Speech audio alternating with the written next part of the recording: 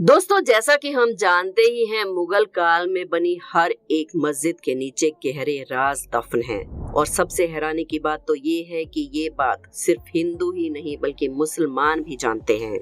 मगर इसके बावजूद जब कभी जांच या सर्वे की बात की जाती है तो कुछ लोगों के सीने पर सांप लौटने लगता है। ऐसा नहीं है कि मुगल काल में बनी मस्जिदों पर बेबुनियाद आरोप लगाए जाते हैं, बल्कि इनके पीछे सैकड़ों हजारों मजबूत सबूत भी मौजूद हैं। मुगल काल में किस कदर धर्मांतरण हुए, किस कदर हिंदुओं का नरसंहार हुआ, ये सब जानने के बावजूद भी हिंदू आज भी न्याय के लिए दर दर भटक रहे हैं। सऊदी अरब में मौजूद हमारे मक्केश्वर महादेव जी के मंदिर को तोड़कर उसे इस्लाम का पवित्र स्थल बना दिया गया। हिंदू को ईरान से भगाया गया, अफगानिस्तान से भगाया गया, यहाँ तक कि पाकिस्तान में हिंदू खत्म होने की कगार पर हैं। इतना ही नहीं, बांग्लादेश की स्थिति भी आज किसी से छुपी नहीं है। यहाँ तक कि दक्षिण के कई राज्यों में जैसे कि केरल में भी और बंगाल में हिंदुओं की क्या स्थिति है वो भी किसी से छिपी नहीं है। केरला में हिंदू लड़कियों के साथ क्या हो रहा है ये तो आपने द केरला स्टोरी में देख ही लिया है। और सबसे हैरानी की बात तो ये है कि मुगल काल का इतिहास लिखने वाला कोई और हिंदू या फिर आरएसएस का एजेंट नहीं,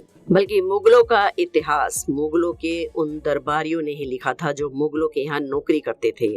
आसान शब्दों में कहें तो मुगलों का इतिहास उनके ही चाटुकारों द्वारा लिखा गया। जैसा कि आपको ये पता ही है कि राम जन्म भूमि को तो न्याय मिल गया, मगर काशी का ज्ञानवापी और मथुरा का कृष्ण जन्म भूमि न्याय को पाने का आज भी इंतजार कर रहे हैं और खुद को मंदिर होने की गवाही चीख चीख कर दे रहे हैं। इसके अलावा एक और मस्जिद अब विवादों में घिर चुकी है और जल्दी इस पर भी सुनवाई होने वाली है। तो आखिर क्या है पूरा मामला और कौन सी है वो मस्जिद, जानेंगे ये सब कुछ आज की वीडियो में।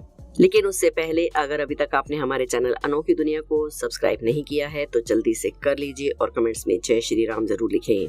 दोस्तों, जहां इस पूरी दुनिया में लोग सनातन धर्म की ओर आकर्षित हो रहे हैं तो वहीं दूसरी तरफ एक वर्ग विशेष पूरी दुनिया में बदनाम हो रहा है। जहां एक तरफ पूरी दुनिया में सनातन धर्म के प्रमाण निकल रहे हैं, यानी कि बड़े बड़े मंदिरों और मूर्तियों के अवशेष निकल रहे हैं, तो वहीं दूसरी तरफ एक वर्ग विशेष सनातन धर्म के प्रमाणों को छुपाने का प्रयास कर रहा है। बात बात पर ईमान की बात करने वाले अब सबसे ज्यादा धोखेबाज और बेईमान नजर आने लगे हैं। मुगल काल में प्रत्येक मस्जिद में सनातन धर्म के अनगिनत प्रमाण आज भी मौजूद हैं और ऐसा इसलिए क्योंकि मुगल काल के दौरान बनाई गई अधिकांश मस्जिदें मंदिरों को तोड़कर ही बनाई गई थी, या फिर ये भी कह सकते हैं कि हिंदू मंदिरों को मॉडिफाई करके मस्जिद बना दिया गया था। दोस्तों, जब से राम मंदिर को न्याय मिला है तब से एक विशेष वर्ग काफी परेशान है और वो सनातन धर्म का प्रमाण छिपाने और नष्ट करने में लग गए हैं। और अब नया विवाद सामने आया है। ज्ञानवापी और श्री कृष्ण जन्म भूमि के बाद एक और नया मस्जिद विवादों का नया केंद्र बन गया है और वो मस्जिद है आगरा का जामा मस्जिद, जिसको लेकर भारी विवाद खड़ा हो गया है। कहा जा रहा है कि आगरा के जामा मस्जिद की सीढ़ियों के नीचे प्राचीन केशव देव की मूर्तियां दफन हैं और अब ये विवाद कोर्ट तक पहुंच चुका है। इतिहास के पन्नों में दर्ज इस बात को भला कौन झुठला सकता है कि कट्टर सोच रखने वाला मुगल शासक औरंगजेब हिंदू समाज से कितना घृणा करता था। इस बात का अंदाजा आप इससे ही लगा सकते हैं कि उसने अपने ही भाई दारा शिकाओ का काफिर यानी कि हिंदुओं का धर्म मानने वाला कहकर मौत के घाट उतार दिया था। अब जरा सोचिए, जो व्यक्ति अपने ही सगे भाई को काफिर बोलकर मौत के घाट उतार दे, उसके शासनकाल में काफिरों का यानी कि हिंदुओं, सिखों और बुद्धों का क्या हाल रहा होगा।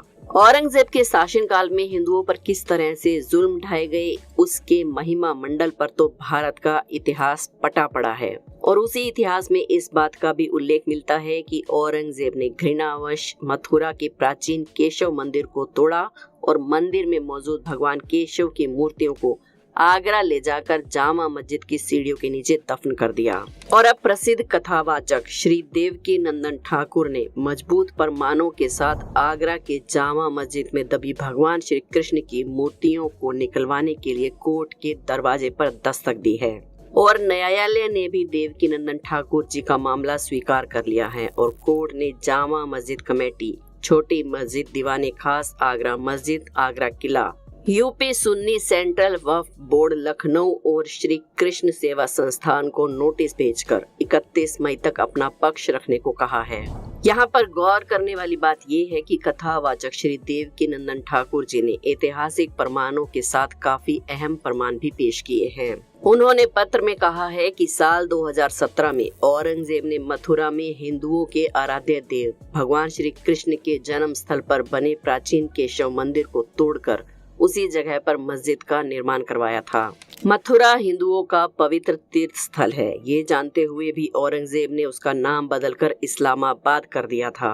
जहां नारा बेगम मस्जिद, जिसे आज के समय में शाही मस्जिद ईदगाह के नाम से जाना जाता है, वो भगवान केशव मंदिर को तोड़कर उसी स्थान पर बनाई गई है और वहां की मूर्तियों को आगरा के जामा मस्जिद में दबाने का सारा विवरण फारसी में लिखी किताब आलमगीरी में स्पष्ट तौर पर दर्ज है। और सबसे हैरानी की बात तो ये है कि ये किताब किसी हिंदू काफिर या फिर आरएसएस के लोगों ने नहीं लिखी है, बल्कि औरंगजेब के दरबारी कवि साके मुस्तैद खान ने ही लिखी है। इसके अलावा विदेशी लेखक फ्रैंकोसिस कोटियर की पुस्तक औरंगजेब लेक्नोकिज्म समेत कई इतिहासकारों की पुस्तकों में भी इस टाइप का उल्लेख मिलता है। दोस्तों, श्री कृष्ण जन्मभूमि संरक्षित सेवा ट्रस्ट के अध्यक्ष श्री देवकीनंदन ठाकुर जी ने न्यायालय सिविल कोर्ट आगरा में याचिका दर्ज की है, जिसमें आगरा मस्जिद में दबाई गई भगवान केशव देव की मूर्तियों को वापस दिलवाने की प्रार्थना की गई है। देवकीनंदन ठाकुर जी ने इससे पहले अप्रैल महीने में आगरा में कथा के दौरान मुस्लिम समुदाय से अपील भी की थी कि वे भाईचारे को निभाते हुए मस्जिद की सीढ़ियों को खुदवाकर भगवान केशव देव की मूर्तियों को हिंदू समाज को सौंप दें, जिससे उनकी पूजा की जा सके। इस दौरान उन्होंने ये भी कहा था कि सीढ़ियों की खुदाई में जो भी खर्च लगता है वो हम देने को तैयार हैं।